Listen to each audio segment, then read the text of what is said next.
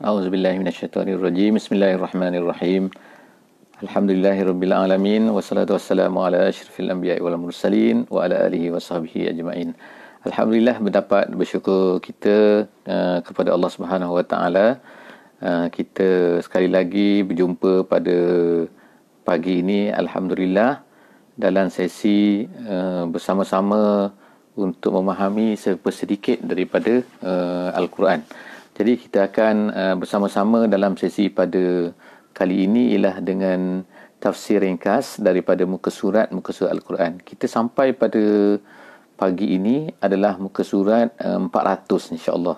Masya-Allah kita dah sampai kepada muka surat yang ke-400 dan bersyukur pada Allah Subhanahu wa taala banyak-banyak di atas kurniaan Allah Subhanahu wa taala, kemudahan, perasaan yang Allah Subhanahu wa taala berikan kepada kita sehingga kita masih lagi dapat bersama-sama pada kali ini. Insya-Allah saya akan bacakan pada permulaan ini sedikit daripada ayat bermula pada hari ini ialah kita akan baca muka surat 31 minta maaf ayat 31 daripada surah Al-Ankabut. A'udzubillahi minasyaitonirrajim. Bismillahirrahmanirrahim. Walamma ja'at rusuluna Ibrahim bil busyra qalu inna muhliku ahli hadhihi al-qaryah inna ahlaha kanu zalimin. Sadaqallahul azim. Jadi ayat ini kita masih lagi bercerita tentang kisah Nabi Ibrahim alaihissalam. Jadi agak panjang kita tengok kisah Nabi Ibrahim ni diceritakan oleh Allah Subhanahu wa taala. Sebelum daripada kisah Nabi Ibrahim ni kita telah membaca tentang kisah Nabi Nuh alaihissalam di dalam surah Al-Ankabut ini. Tapi kisah Nabi Nuh hanya sedikit saja diceritakan oleh Allah Subhanahu wa taala di dalam surah ini, dalam surah Al-Ankabut. Tapi kisah Nabi Ibrahim lebih kurang lebih daripada dah dua muka kita bersama-sama dalam kisah Nabi Ibrahim. Dan juga tetapi ada sedikit diselang-selikan dengan petunjuk-petunjuk Allah Subhanahu wa taala, arahan Allah Subhanahu wa taala kepada nabi kita Nabi Muhammad sallallahu alaihi wasallam supaya dikatakan kepada orang-orang Arab Quraisy yang berada di hadapan baginda Nabi sallallahu alaihi wasallam pada ketika itu. Jadi kita akan baca pada hari ini masih lagi ada sedikit daripada baki kisah Nabi Ibrahim alaihissalam di dalam muka surat 400 ini. Apa yang dikatakan oleh Allah Subhanahu wa taala? Allah Taala menceritakan iaitu apabila telah datang rusuluna. Rusuluna di sini ialah maksudnya malaikat. Artinya malaikat yang diutuskan oleh Allah Subhanahu wa taala untuk pergi berjumpa dengan Nabi Ibrahim alaihissalam. Jadi malaikat-malaikat ini datang kepada Nabi Ibrahim alaihissalam dan kemudian selepas daripada itu dia akan pergi pula kepada berjumpa dengan Nabi Lut alaihissalam. Jadi dalam perjalanan ini mereka singgah kepada Nabi Ibrahim dan kemudian menceritakan kepada Nabi Ibrahim tentang bahawa bil busyra. Busyra ni artinya ialah berita gembira. Jadi apakah berita gembira yang Allah Subhanahu wa taala ceritakan melalui Rasul ini, iaitu melalui utusan ini. Utusan ini iaitu malaikat tadi tu. Malaikat ini dikatakan bahawa malaikat ini menyerupai manusia yang cantik. Jadi malaikat ini singgah kepada Nabi Ibrahim, dia berceritakan bahawa yang pertama sekali yang diceritakan ialah busyra, berita gembira. Apa berita gembira? Iaitu Nabi Ibrahim ini akan memperolehi anak. Jadi Nabi Ibrahim gembiralah pada masa itu.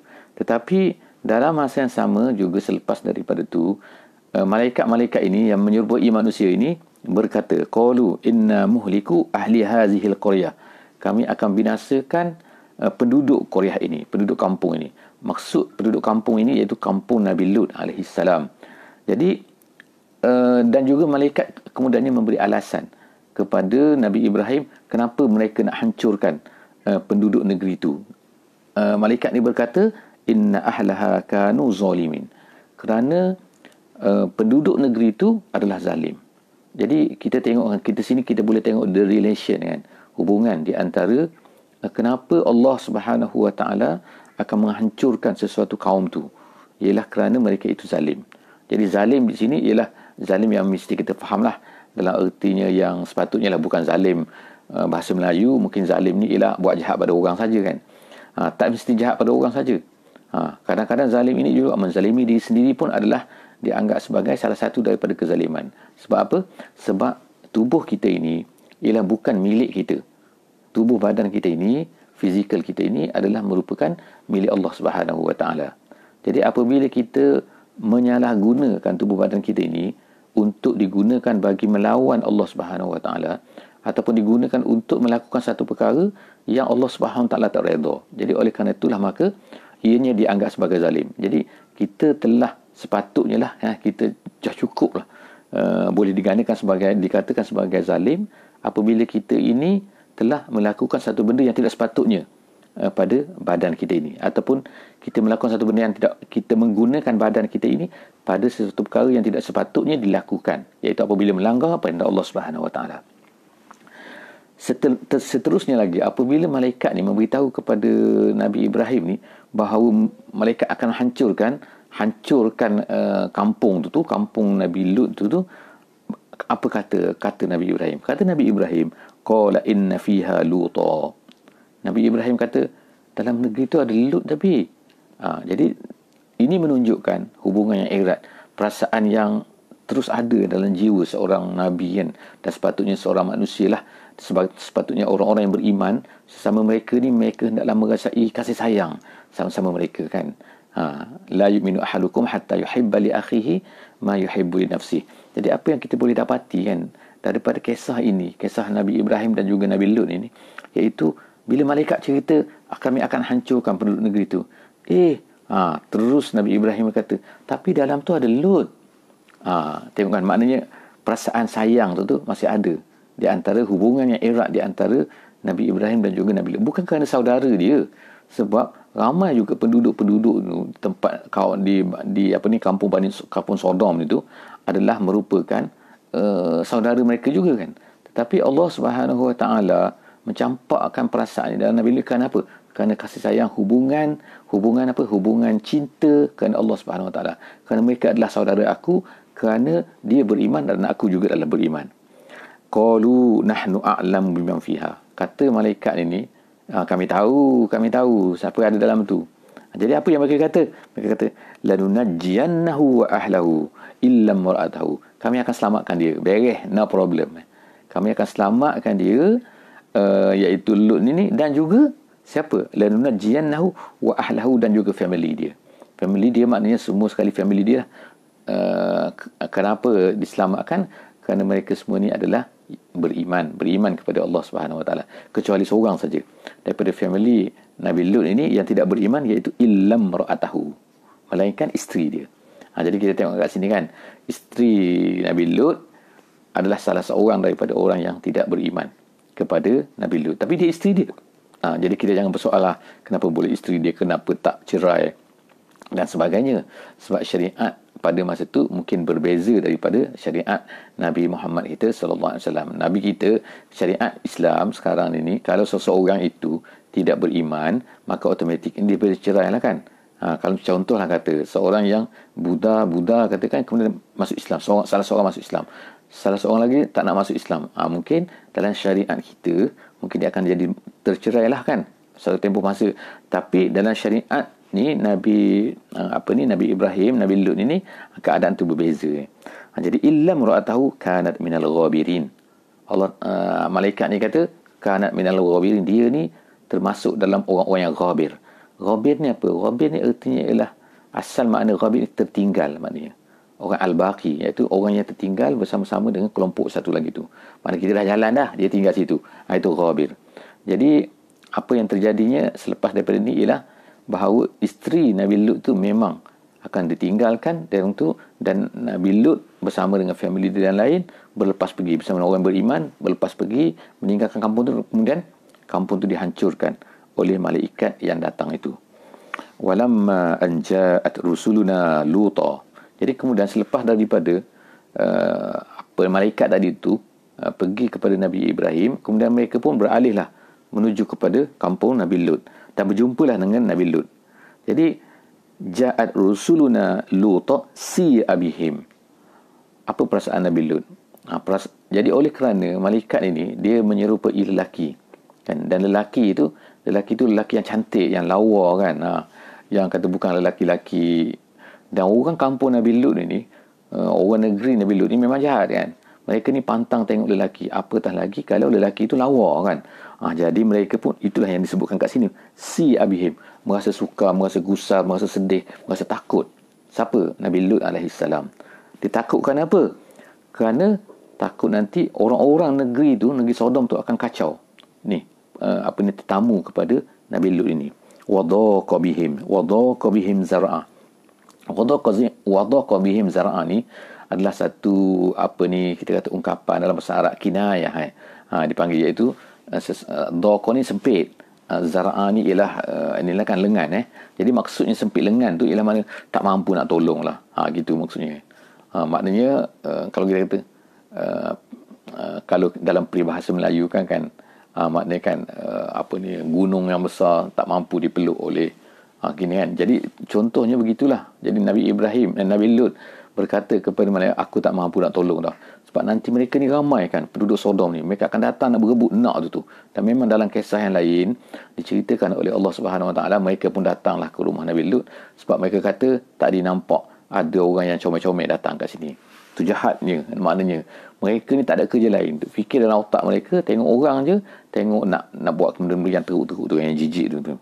Jadi waqalu la takhaf wala tahzan. Tapi malaikat tu kata no problem, la takhaf wala tahzan. Jangan takut, jangan sedih. Jadi inilah dua perkara lah yang disebutkan oleh Allah Subhanahu Wa Taala di dalam tempat yang lain juga, iaitu apa kan? Dua perkara orang mukmin ini dia akan dapat dua ni. Iaitu apa? Jangan takut, jangan sedih. La takhaf wa la tahzan. Jadi orang mukmin dia tak ada perasaan ni. Takut dan juga sedih. Takut ni apa? Takut ni yang akan datang. Sedih ni apa? Sedih yang belakang. Itu benda yang dah lalu, perkara yang dah lalu. Perkara yang lalu orang tak takut, perkara yang lalu orang sedih. Sedihnya aku sebab apa? Perkara ni aku tak dapat dulu. Jangan sedih. Sebab apa? Allah SWT mentakdirkan yang terbaik untuk kita. Takut apa? Jangan takut. Sebab apa? Manusia ni mereka tak akan buat, ada Allah Subhanahu Wa Taala bersama dengan orang yang beriman. Jadi orang beriman la takhaf wa la tahzan. Jadi pesanan daripada malaikat ini kepada Nabi Lut alaihissalam, itu dia kata la takhaf wa la tahzan inna munajjuka wa ahlak. Dia bagi jaminan kan, kami akan selamatkan kamu semua, inna munajjuka, kamu dan juga wa ahlak, dan juga family kamu, illam ra'atak, kecuali isteri kamu lah, sebagaimana yang telah kita baca dalam ayat tadi kan, minal ghabirin dia kata.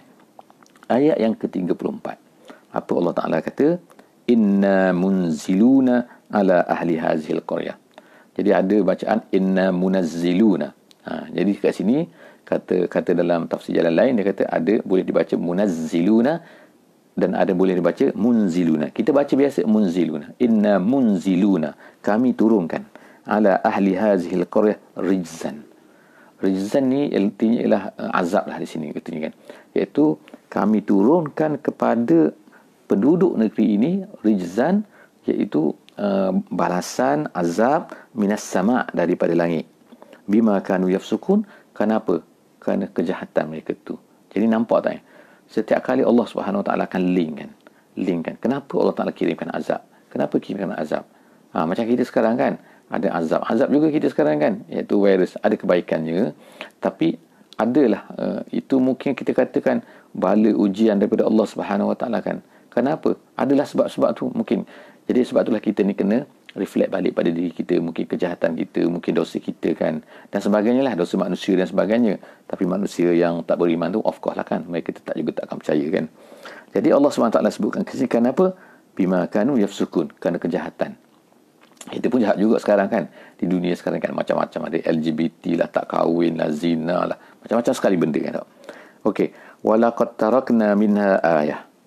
Jadi habislah cerita Allah Subhanahu Wa Taala, tak ceritakan dengan detail bagaimana dalam ayat ni lah di sini Di sini Allah Taala tak ceritakan detail macam mana. Tapi di tempat lain kita dah baca bagaimana malaikat telah dikirim tu, kemudian malaikat ni telah mengangkat daripada tempat tu, kemudian dihumbankan ke atas kaum ni. Jadi tempat itulah sekarang ni dikatakan para ulama tafsir ialah tempat laut mati.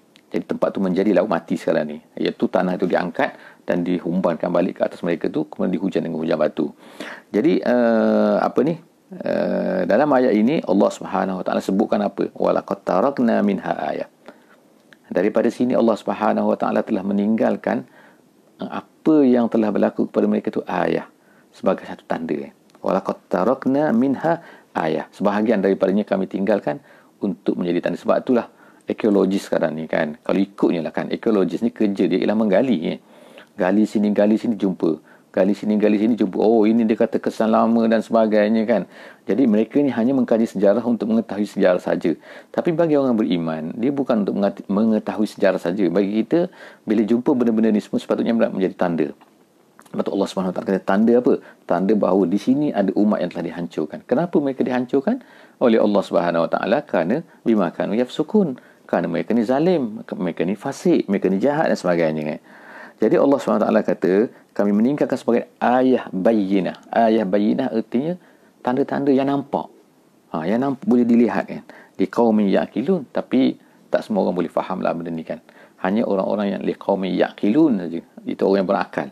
Maknanya orang yang tak boleh nampak ni, maknanya mereka tak berakal. Walaupun mereka ni cerdik, walaupun teknologi tinggi, walaupun sains tinggi, tapi kalau kerja hanya menggali, tapi tak boleh nak reflect kepada bahawa semua ni adalah kerana kejahatan manusia, maka itu Allah Ta'ala kata betul bukan berakal.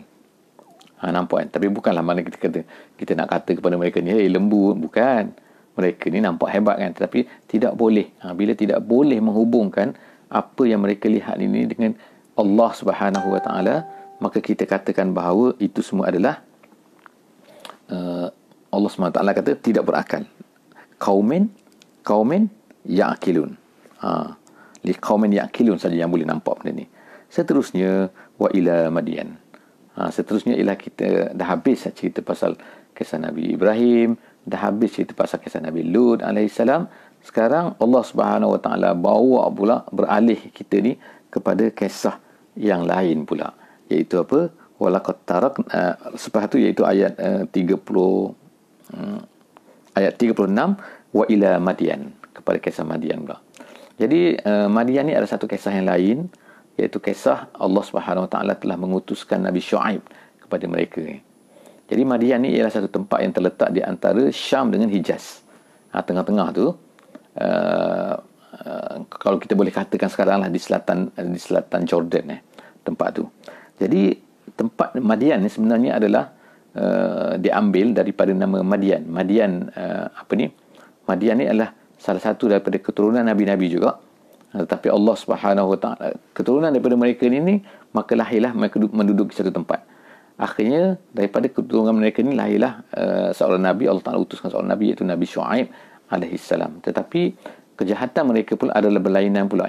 Iaitu bukan kalau yang tadi tu Nabi Lut tu Sodom lah dan sebagainya kan, yang kita panggil sodomi lah sekarang kan, Nabi Lut kan, liwat tu. Tapi kejahatan kaum Madian ni pula ni, penduduk Madian ni pula, itu apa? Iaitu menipu dalam timbangan. Jadi Allah Subhanahu Wa Taala kata wa ila Madiana akhahum Syu'aiba faqala ya qaumi ibudullah warjul yawmal akhir wa la ta'saw fil ardi mufsidin. 3 perkara Allah Taala sebutkan di sini, iaitu apabila diutuskan Nabi Shu'aib ni, dia ini telah pergi kepada kaum Madian ini, bercerita kepada kaum Madian apa dia, iaitu yang pertama ubudullah, perhambakan diri kepada Allah, ibadah hanya kepada Allah SWT. Yang kedua warjul yaumal akhir, harapkanlah hari akhirat. Jadi kita pun sama juga pada hari ini. Kemungkinan kita ni beribadah kepada Allah, kita menjadi hamba kepada Allah, tapi satu benda yang lain juga yang mesti kena ada pada kita, iaitu apa?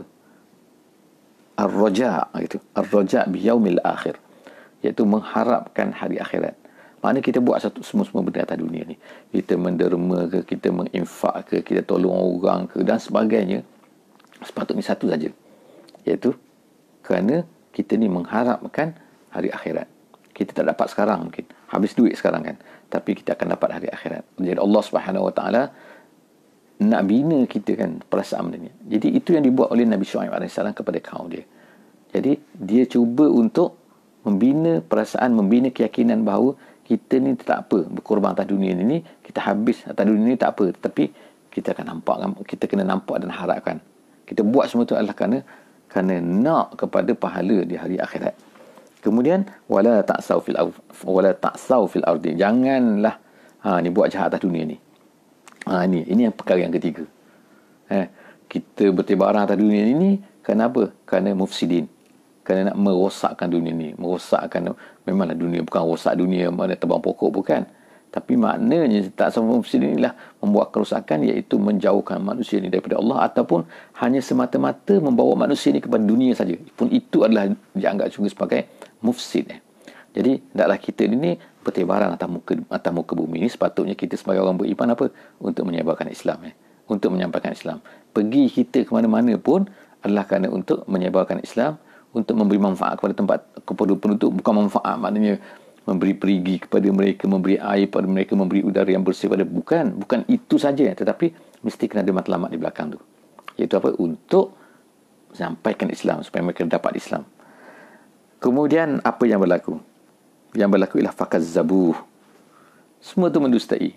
Kaum Madian mendustai Nabi Syuaib alaihi salam.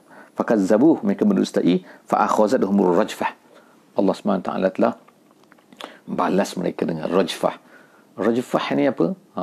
Di tempat yang lain dikatakan bahawa penduduk Madian ini dikenakan as-sayhah. As-sayhah ni ialah satu teriakan yang kuat, kemudian mereka mati. Tapi dalam ayat ini dikata ar-rajfah. Ar-rajfah ni ialah gempa bumi. Gempa bumi yang kuat sehingga mereka ni semua ni mati. Jadi para ulama tafsir telah mengatakan bahawa ar-rajfah dan juga as-sayhah ni ialah dua benda yang berbeza. Sayhah tu ialah teriakan yang kuat, bunyi yang kuat sehingga mati. Memang kan kalau bunyi yang kuat manusia akan jadi mati, boleh mati kan. Kalau bunyi, kita dengar bunyi jet tu kan, enjin jet kan, kapal terbang tu kan, dekat tu kan, kita tengok semua orang dekat airport tu pakai tu kan. Kalau bunyi kuat lagi dia boleh mati. Itu satu. Itu sayhah nama dia. Jadi teriakan malaikat menyebabkan mereka tu mati, kemudian datang gempa bumi pula. Jadi dua benda. Tapi ada ulama tafsir mengatakan bahawa as-sayhah dan juga ar-rajfah ni ialah satu benda saja. Jadi disebutkan oleh Allah Subhanahu Wa Taala kat sini, fa akhazatuhumur rajfah. Datanglah gempa bumi yang kuat, fa asbahu fi darihim jasimin. Lalu jadilah mereka itu di negeri mereka, di tempat mereka, di rumah mereka jasimin. Jasimin ni asalnya ialah perkataan jasmah ini. Artinya ialah apabila satu badan anggota, iaitu apabila dadanya itu terlekuk di atas bumi ni. Diambil daripada perkataan, iaitu seperti apa yang dibuat oleh unta. Unta bila dia dah penat berjalan, dia nak duduk, dia akan duduk, iaitu dada itu terkena pada bumi. Jadi begitulah juga disebutkan dalam bahasa Arab ni, kalaulah kata burung dan juga manusia, burung binatang burung ni dan juga manusia, bila dia duduk atas dada macam tu, itu dipanggil jasimin. Jadi manusia tak duduk macam tu kecuali tidur kan, tidur meniarap orang panggil kan. Tapi kalau dah mati dia meniarap, semua meniarap mati, terlantar gitu. Itu maknanya fi darihim jasimin. Itu yang berlaku kepada umat kaum Madian. Allah SWT kirimkan gempa bumi pada mereka, lalu mereka semua mati, tertiarap semua macam tu. Wa'adan, habis cerita kaum Ad, kaum Madian. Kemudian kita pergi pula, Allah Ta'ala bawa kita pergi pula kepada Ad. Wa'adan wa Samud. Kaum Ad, Allah Ta'ala utuskan Nabi Hud AS. Kemudian Samud, Allah Ta'ala utuskan Nabi Saleh AS. Jadi kedua-dua ni adalah Arab. Ad pun Arab, Samud pun Arab juga. Waqad tabayyana. Jadi Ad tu di mana? Ad tu ialah di dekat Hadramaut sekarang ni. Kalau Samud ni di mana? Samud tu ialah di utara Madinah. Tak jauh daripada Madinah, dekat saja kan dengan Madinah. Sekarang dah dibuka dan boleh pergi tengok kalau orang nak tengok benda tu. Jadi Allah SWT ceritakan wa'adan wa Samud, kaum Ad, kaum Samud, waqad tabayyana lakum min masakinihim. Jelas dikata tabayyana lakum, jelas bagi kamu min masakinihim, daripada tempat-tempat tinggal mereka. Jadi yang berlaku sekarang telah dijumpai. Of course yang tempat kaum Nabi kaum Samud ini telah manusia tahu. Nama dia tempat sekarang ialah Madain Saleh. Madain Saleh iaitu bandar kaum Saleh, iaitu di utara Madinah tu. Di utara Madinah lebih kurang 150 km. Masih tinggal lagi sampai sekarang ni rumah-rumah mereka ni. Dia sama dengan Petra di Jordan. Bentuk dia tu kan, iaitu bukit-bukit yang besar ditebuk. Jadi kaum Nabi Kaum Nabi Saleh tadi dia tinggal dalam tu. Jadi sebab tu Allah SWT sebutkan ini. Tabayyana lakum min masakinihim. Jelas lagi rumah-rumah. Masakin tu ialah rumah-rumah mereka. Jelas. Boleh dilihat oleh kamu. Dilihat oleh orang Arab. Tu yang pertama. Yang kedua, Ad. Baru-baru ni pun dikatakan dijumpai dah. Kampung tempat di mana Ad ini. Kalau ikutnya kita tengokkan lama kan. Nabi Hud ni lama kan. Dekat-dekat dengan Nabi Nuh AS kan. Tapi dijumpai tempat ini. Jadi itulah Allah SWT kan. Memang Allah Ta'ala kekalkan benda ni semua supaya apa? Supaya manusia ini boleh tahu, boleh nampak, supaya banjir pengajaran kepada mereka. Wa zayyana lahumus syaitanu a'malahum. Jadi Allah Ta'ala sekarang kaitkan dengan syaitan. Kenapa mereka ni jadi jahat ni? Kerana itulah kerja syaitan, kerja iblis kan. Allah Ta'ala dah lepaskan iblis ni daripada syurga, dan Allah Ta'ala tak matikan mereka ni, iblis ni. Dan kemudian kerja dia diminta kepada Allah Subhanahu Wa Taala untuk menghasut manusia kan. Bawa manusia ni semua masuk neraka sama-sama dengan dia. Jadi memanglah di mana saja manusia berada, maka syaitan akan pergi cuba untuk menyesatkan. Dia kerja bukan untuk mengajar kita ni membina bangunan, bukan. Tapi kerja dia menyesatkan. Macam-macam caralah. Manusia ni berfikir untuk buat pembangunan dan sebagainya, tapi kerja dia ialah menyesatkan. Sebab itulah kerja manusia sepatutnya ialah membawa manusia ni kepada Islam balik kan. Itulah sepatutnya kerja kita semua, iaitu kerja menjadi pendakwah lah semua kita ni kan. Tak kira lah kita ni orang dakwah bukan orang dakwah, tapi kita adalah kerja berdakwah sebagai orang beriman kan. Jadi Allah Ta'ala sebut wasayyana lahumus syaitanu a'malahum. Kerja syaitan ialah hiaskan amalan-amalan mereka tu. Rasa macam lawa. Walaupun salah pun rasa lawa juga, rasa cantik juga, rasa okey juga. Sebenarnya tak okey. Lawan Allah ni memang tak okey. Fasaddahum anis sabil. Mereka ni menghalang manusia ni daripada jalan yang betul. Fasaddahum anis wa kanu mustabsirin. Sedangkan umat-umat ni semua ni nampak, tahu, boleh berfikir. Mustabsir ni maknanya boleh berakal, bukan gila, bukan akal tak ada, tapi boleh nampak kan. Tapi sebab itulah kita tengok sekarang manusia tu cerdik kan tak? Tapi cerdik mereka ni adalah membawa kepada kesesatan. Sebab apa? Jadi kita kena sedih jugalah kita kan, kerana kita ni tidak berusaha untuk menyampaikan Islam pada mereka. Jadi insya-Allah selepas daripada ni sama-samalah kita berusaha untuk menyampaikan Islam kepada semua manusia. Aku qauli hadza wa astaghfirullahalazim li wa lakum. Wassalamualaikum warahmatullahi wabarakatuh.